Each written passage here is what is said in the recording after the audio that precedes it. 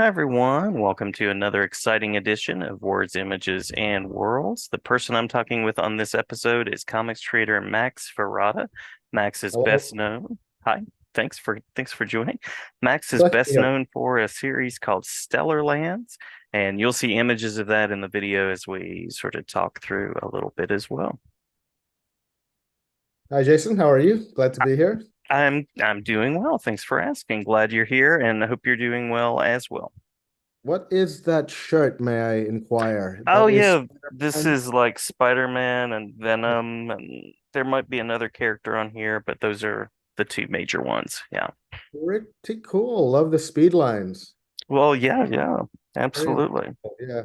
We try to wear our fandom when possible. Absolutely. Well, speaking of fandom, comics, creating, what led you to this world of comics and sharing your work? In short, that would be COVID. That's what Ah, uh that's what led me into the world of comic books. I have a background in filmmaking. I have a degree in film. I work as a videographer full time. I love putting images together. I've won a few awards for various short films that I've done, telling stories in the visual medium, time-based. And when COVID happened, you can't exactly make a film when you're in isolation, forced mhm, isolation, which I didn't mind. I'm very introverted. As guilty as this makes me feel, I didn't really mind the lockdown stretch, the lockdown period. I learned another language. I read a lot of books. Yeah, I worked out, and yeah, it went by too quickly. But the most rewarding thing I did in that 3 month stretch in 2020 was try to satisfy my need to tell visual stories. And with film, you need an army. You need mhm, a producer, a DOP, several actors, sound guy, sound mixer, sound editor, sound recorder, uh, the Foley artists. It does take an army, and I think Alan Moore said it best when it comes to comics. All you need is a biro, which is a pen. But mhm. yeah, I'm not much of a drawer, so I was happy to collaborate with Ben Worrell, a Colorado-based artist, on this comic book. And what I found when during this lockdown period was I was able to give form and physicality to really big budget projects which I had in my head and I Mhm. knew probably would never be actualized without millions of dollars. If you've read either issue of Stellarlands, you'd absolutely know what would it would take in order to make that happen as a film. Mhm. So with comic books, I was essentially limitless. Not just that, there are several similarities between film and comics. There's an element of framing, of mise en scene, which is like putting things in a scene in order to see how they work. It's time-based, it's narrative-based. When you're looking at designs for characters, it's almost like the casting process. You're casting uh celebrities to play specific characters, or in this case you're creating them to fit specific original creations. And that definitely satisfied that outlet, and to the extent that where after the lockdown expired, I was able to continue it with the same vigor and love. And to answer your question, it was definitely lockdown. That was the portal into this world, into this mad, dynamic, manic world of comic books. Love it. Love how you were able to weave all that into something positive and creative. And Mhm. loved what you were saying there about the comparison of film as well. You mentioned the big budget nature of the story. So what is sort of the teaser, the tagline, the elevator pitch behind Stellar Lands? Okay, well, Stellar Lands intends to be an 8 issue series of set in the far distant future where metahumans exist within a spacefaring civilization. Mhm, And mhm, the central point, the locus of the events of the comic is an intergalactic war that takes place. And every issue examines how war ripples out and affects various strata and social statuses and social classes involved in the war machine. Excuse me, from from soldiers on the field to politicians within the halls of power to civilians who get caught up in the conflict. And that's how yeah, that's the vast network of the world of Stellarlands. In many ways, like my favorite show is The Wire, and if you've seen it, main characters in season one are supporting characters in season two. Someone you haven't seen in season one might show up in season five in a more prominent role. mhm, And yeah, that's what life is sometimes. You all have different narratives. You're all fighting your different battles, and all eight issues, they don't have to be read chronologically. They all take place in the same time, and they all end at the same point. That's vital for the final issue. So that's that explains a lot of the form and but not so much the content of Stellarlands. Stellarlands is very much an action-packed book. I mean, we all love thrills and spills, mhm. especially within the conventional 26-page floppies. But yeah, in this instance, uh, these books are 42 pages, and they're very emotional. They're that's the priority there. It's supposed to pack an emotional wall up, just beyond the action itself. And yeah, that's what I'm aiming for in that sense. Emotion is definitely the most important component in not just comic books, but anything really. I mean, pretty images and great dialogue aside, emotion is the thing that you remember that lingers and ties us all together. Yeah, yeah. Now, as somebody that's created in film, were there particular differences that you had to keep in mind moving from film to comics? The lack of movement, of course, Mhm, that's mhm, something that you notice. Your eye is drawn to movement. That's how pickpockets are able to make a living. They distract you with what you can see. If you watch Citizen Kane, it's ingenious. You'll have one take and several things happening, but your your eye would always be focused on the person who's crossing the frame or who's moving in the background or goes to the foreground. In spite of having other things on the frame, movement is a remarkable asset in filmmaking.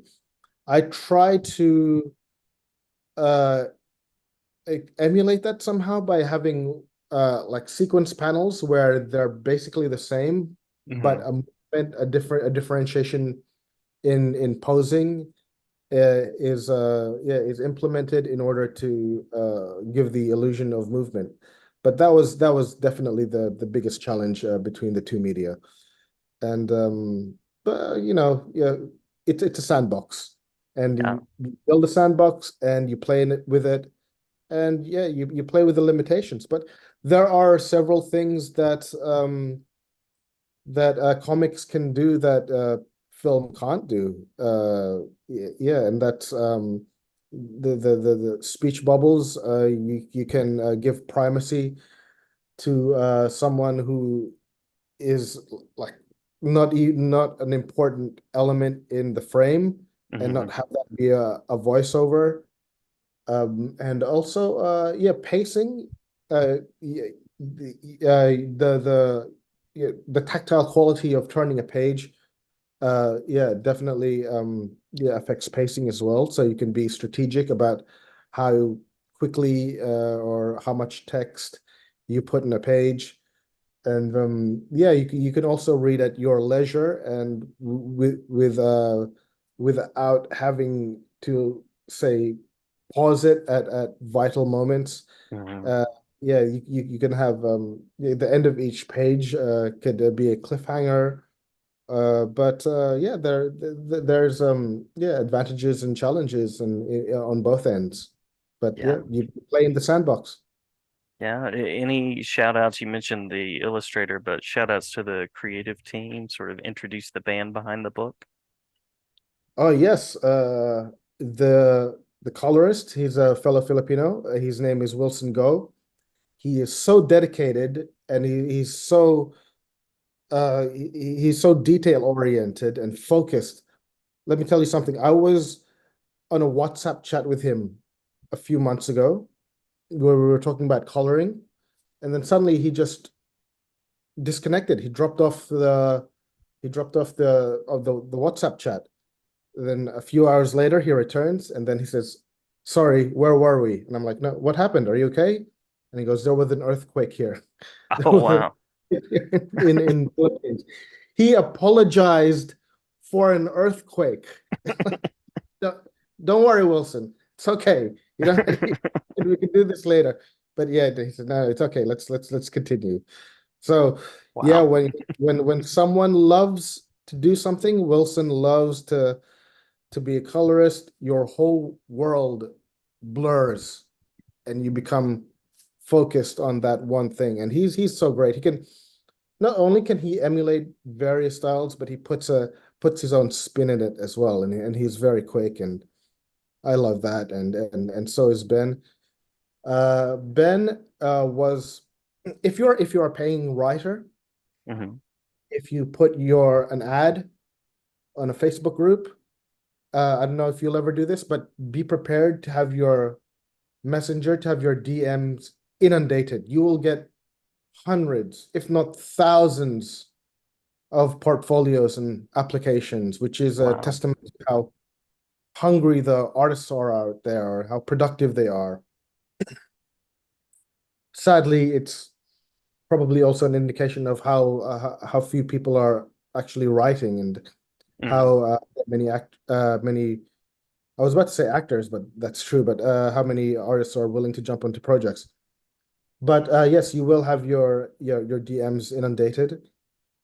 Ben was the first person who applied, and I should have just ended it there. You know, I should have just hired him I could have finished it within an hour, within 15 minutes. But you know, I had to do my due diligence and go through all the other portfolios, and it took me 3 months. But yeah, as I keep saying to people, it's like I ran a marathon when I could have just walked next door, you know.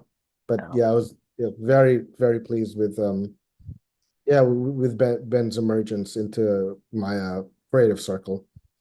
And the letterer SK, who is more than a letterer, he's like a professor emeritus of the indie comic book scene in Australia. He knows everything.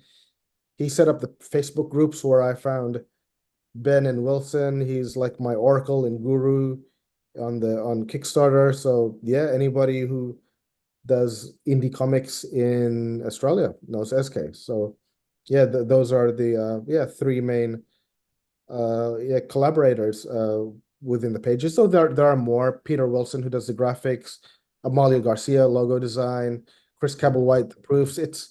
It's an army, but you know, not a big army like in filmmaking, and you don't have to necessarily leave your house as well. So that's a convenience. I Yeah. think that's yeah, benefit to comic book making. I loved what you were saying about the story as being like an endpoint that everybody's going to get to. I'm picturing like a star where like all of these different lines are sort of drawn to this one point. Uh, what was that like to set down in your vision? What was your writing like for that? Oh, very quick, actually, very rapid. All 8 issues have already been written. They were written quite quickly, like 2 months. Nice, Although nice. the research behind it was like a year, 2 years, you know, maybe more. But there's a quote from Charles Bukowski that I keep going back to, and it's, you know, if you want to be a writer, let it come out of you in a flood, or Mm-hmm. don't let it come out at all. Because if it's something that needs to be told.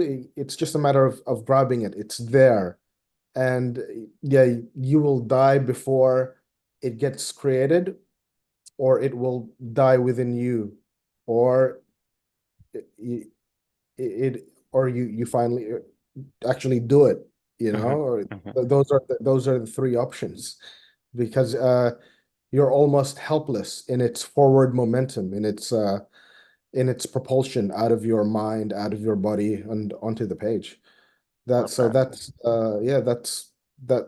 I wish I had some blueprint or some, yeah, mud prints to show you how I got from A to B, but it just happened all so fast. I researched, I consulted, and then I sat down and I opened Final Draft Pro, which is the writing program that Neil Gaiman uses, and a lot of others. I think it's industry standard in film along with Celtex. And I wrote it. I wrote it very quickly. I didn't even feel like a writer because so much planning went on beforehand. Hmm. I knew the characters so well that I knew what their favorites foods were. I knew what their motivations were. I knew where they sat in the social structure of the galaxy of the universe that I was creating. That by the time it came to actually writing their dialogue, it was like ripping tape out of their mouth, and finally they could talk. And I felt more like a stenographer than I did a writer. So that's not really an answer to your question, but I, Yeah. I I guess that's the best way to explain it. Let it, it just comes out of you in a flood, and if it's meant to be, it's meant to be. Otherwise, you die before it's made, or it dies inside you. And those two eventualities aren't necessarily a bad thing. It just means that the whatever you are creating wasn't you didn't have a relationship with it Hmm. it would have come bursting out of you naturally. And yeah, but when an idea does happen, it'll yeah, if it's strong and you love it, it'll come out of you in a flood. Awesome. Awesome. And very well said. That was a great answer to the question. It Thank sounds like it's been a productive process. Do you plan to continue to create comics after Stellar Lands? Yeah, I mean, right now, my mind is just Stellarlands, which is again a testament to Bukowski's quote. I'm open to all media. Yeah, I once wrote a play. I've written several comic books. Not several comic books. I've written several films.